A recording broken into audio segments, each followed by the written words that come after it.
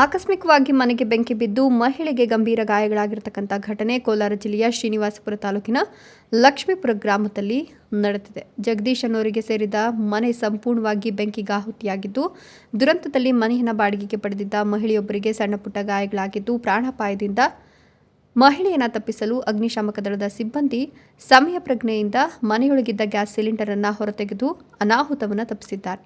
ಲಕ್ಷ್ಮೀಪುರ ಗ್ರಾಮದ ಜಗದೀಶ್ ಅವರಿಗೆ ಸೇರಿದ ಮನೆಗೆ ಆಕಸ್ಮಿಕವಾಗಿ ಬೆಂಕಿ ತಗುಲಿದ ಪರಿಣಾಮ 30 ನಿಮಿಷಕ್ಕೂ ಹೆಚ್ಚು ಕಾಲ ಬೆಂಕಿ ಉರಿದಿದೆ. ಬೆಂಕಿಯ ಕೆನ್ನಾಲಿಗೆ ಮನೆಗೆ ಸಂಪೂರ್ಣವಾಗಿ ಆವರಿಸಿದ್ದರಿಂದ ಸ್ಥಳೀಯ ನಿವಾಸಿಗಳಲ್ಲಿ ತೀವ್ರ ಆತಂಕ ಮನೆ ಮಾಡಿತ್ತು. ಇನ್ನು ಮನೆಯನ್ನು ಬಾಡಿಗೆ ಪಡೆದಿದ್ದ 34 ವರ್ಷದ ರಿಹಾನ ಎಂಬ ಮಹಿಳೆಗೆ ಬೆಂಕಿ ತಗುಲಿ ಸಣ್ಣಪುಟ್ಟ ಗಾಯಗಳಾಗಿವೆ.